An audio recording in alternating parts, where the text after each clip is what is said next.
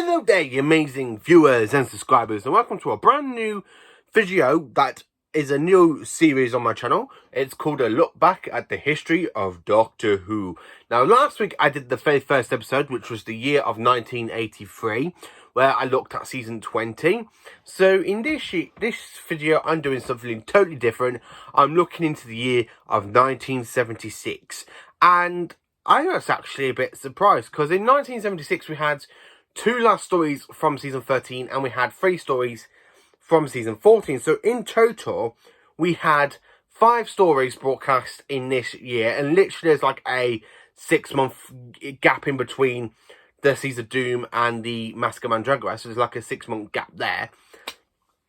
And then during this whole year, we had 22 episodes of Doctor Who. So we end up having from January to March, which is the last part of season 13, with Tom Baker's second full season as the 4th Doctor.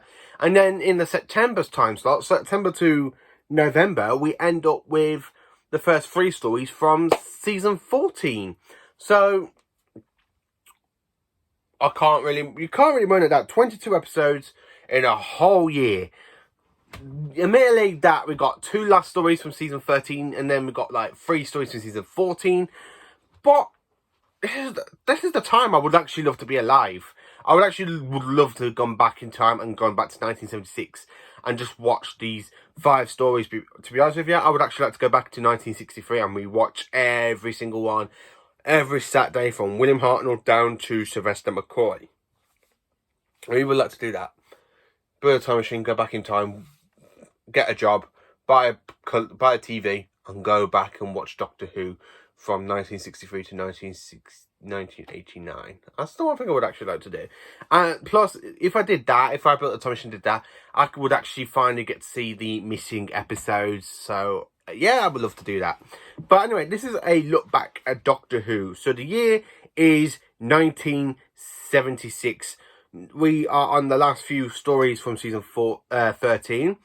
And it is Tom's second full season and the beginning of 3 stories during Tom's third year of the Doctor. It's like his 3rd season, but we're coming up to another year with him at the end of this point. So we have a great run for Tom Baker first. So I'm literally going to show you what stories we got in this year, and then I'll tell you a bit of information about them. So the 5 stories we get, so for the last 2 stories we have for season 13 are 2 absolutely amazing stories, and these ones I absolutely love. I cannot find a fault with these. So the first story we have is, of course, The Brain of Morbius, which is a very, very good Frankenstein Doctor Who version, and it's really, really great. I actually love that one. Then, of course, we have The Seeds of Doom, which is the 6-part story of the season. Absolutely great stuff. I love it. I absolutely do love that one. Then, going into season 14, in the September time slot, we got The Mask of Mandragora, The Hand of Fear, which is Sarah Jane Smith's last story. And then, of course, we end the year with Tom Baker's Doctor on his own, trying to save Gallifrey from the Master in The Deadly Assassin. So, those are the 5 main stories. So, a little bit I'm going to tell you about these. I actually got the actual days these stories were actually broadcast. So, from the 3rd of January, we had part 1 of The Brain of Morbius. Yeah, The Brain of Morbius was actually broadcast from the 3rd to the 24th of January. So, part 1 was aired on the 3rd of January, part 2 was aired on the 10th of January, where part 3 was aired on the 17th of January, and the final part 4, was aired on the 24th of January. So The Brain of Morbius is one of the stories I go back to watch every year around about Halloween. I do watch them during the year, like other parts of the year as well, but I mainly go back and watch this story round about Halloween because it is just a great, it's actually quite a great horror story.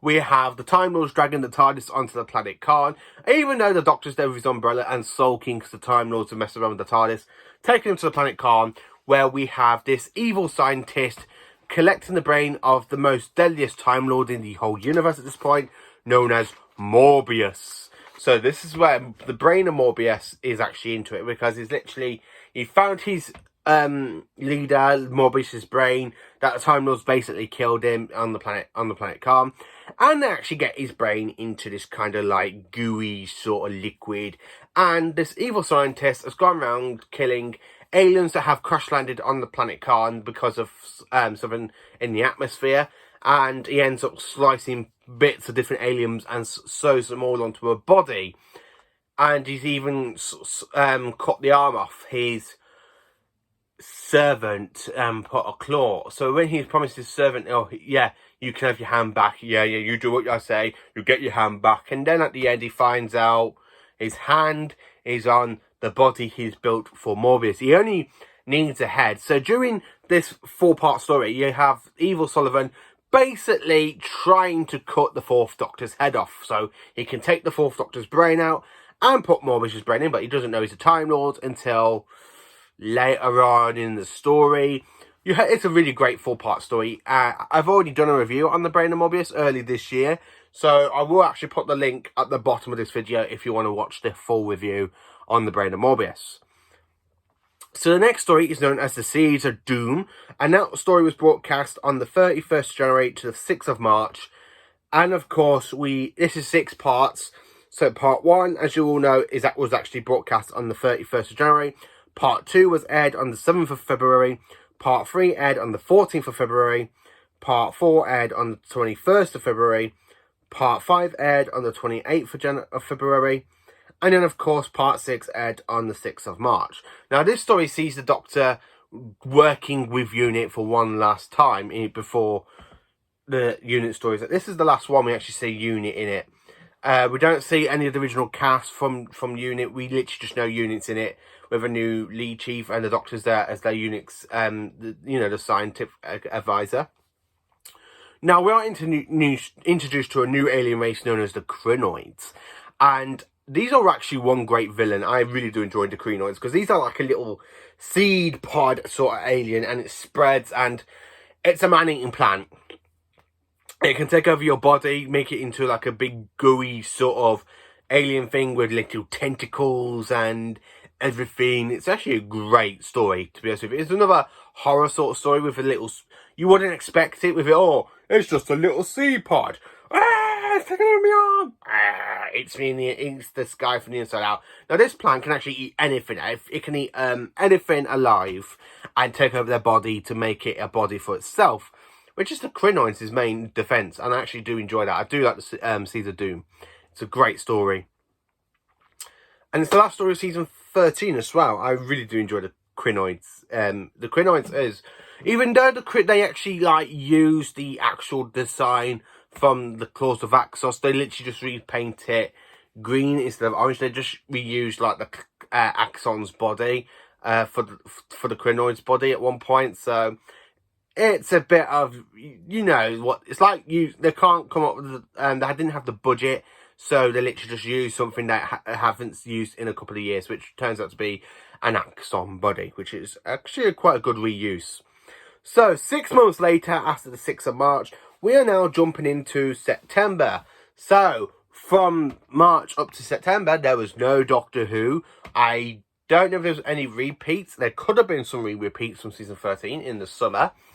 So jumping into September's time slot, we are introduced to a brand new story known as The Mask of Mandragora. The Mandragora Helix has taken control of hitchhiked in the TARDIS to take control of Italy, where the Doctor accidentally brings it, and it spends 4 parts of the Doctor trying to help these to try and defeat the Mandragora Helix. So this story was actually broadcast from the 4th to the 25th of September. So part 1 was actually aired on the 4th of September, part 2 was aired on the 11th of September, part 3 aired on the 18th of September, and part 4 aired on the 25th of September. Is this a great iconic story? I actually do like it. It's not one of the strong stories from season 14, but it's still enjoyable for me. I love the special effects they use, like the TARDIS being pulled into the Mandragora Helix's base sort of thing. You do see some good stuff. So the next story of the season 14, and it is the 4th story to air in this year, is known as the Hand of Fear.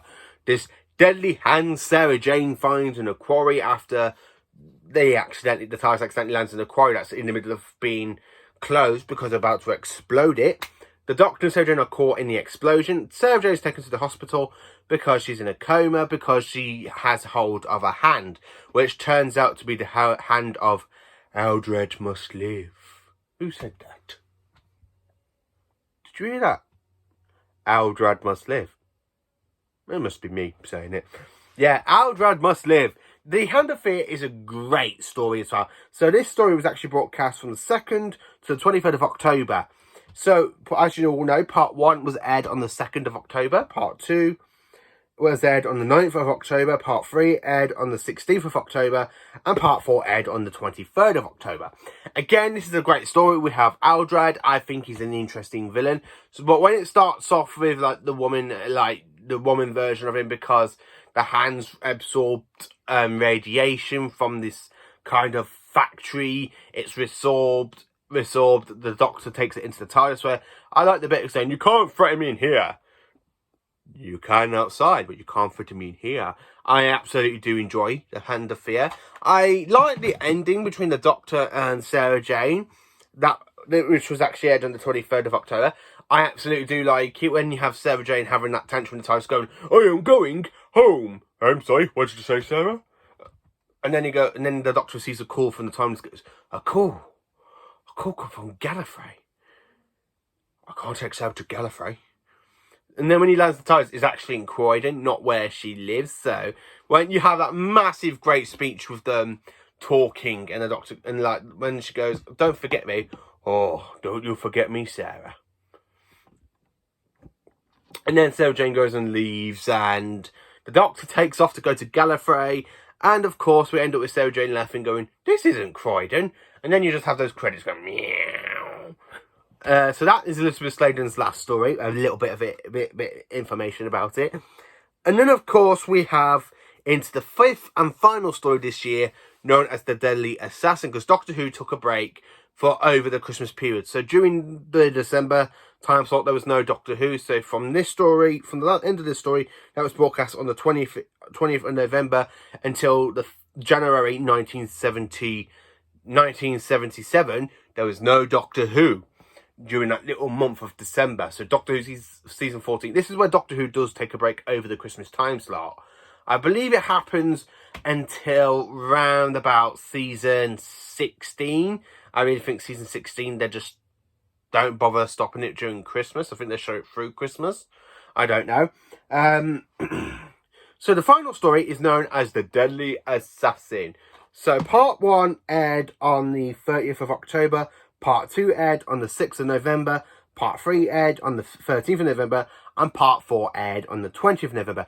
Now, in this story, we see the Doctor being accused of a crime for killing the Lord President of Gallifrey, which turns out it wasn't the Doctor at all. It turns out to be a spy known as the Master. The Master is at the end of his final life. Chancellor Gough basically went to Teros and found a decaying version of the Master. The Master has been decayed. So this is the first time the Master has returned into Doctor Who since 1973 in his very last story, which was Frontier in Space, where we see Roger Delgado disappearing for one final time, because when he was supposed to come back to film season 11, Roger Delgado accidentally died. When I say accidentally, he accidentally died in Turkey in a car crash.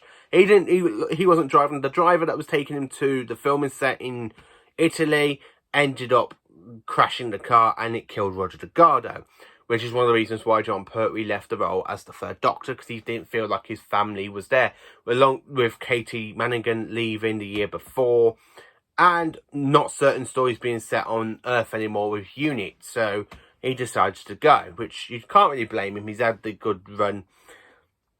Anyway, so the Master is back once again, and this time he's played by Peter Pratt, who is a very interesting version of the Master. He's very decayed. I absolutely love the Master when he sees the Doctor going back to his toes, goes, "Predictable as ever, dear Doctor."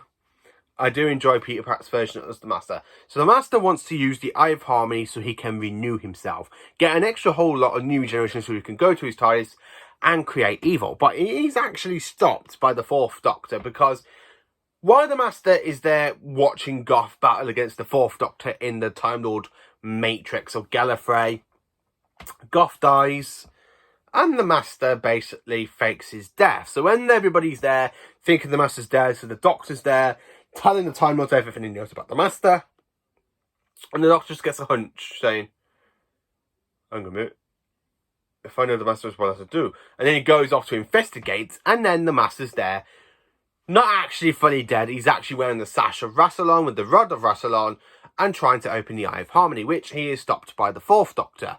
And then, of course, when you see the Fourth Doctor leaving Gallifrey at the end of this story, the Master is there in his TARDIS, because you just see these two Time Lords going, look, I wonder if the universe is going to be big enough for the both of them. I absolutely do enjoy that story. The Deadly Assassin is actually a great story.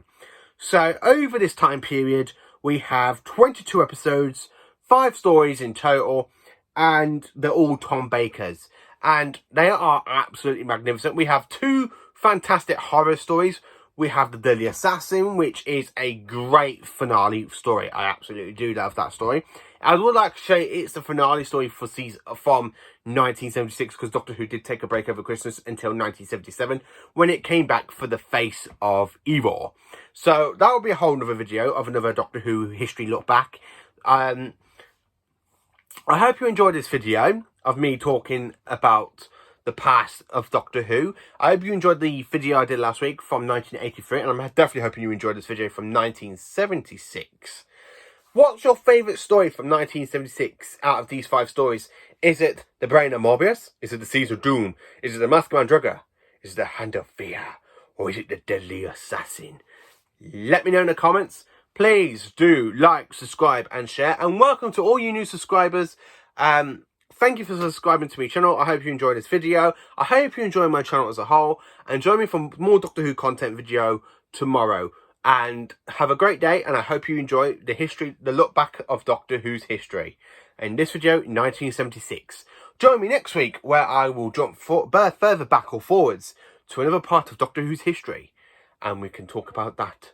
Thank you for watching. Have a great day.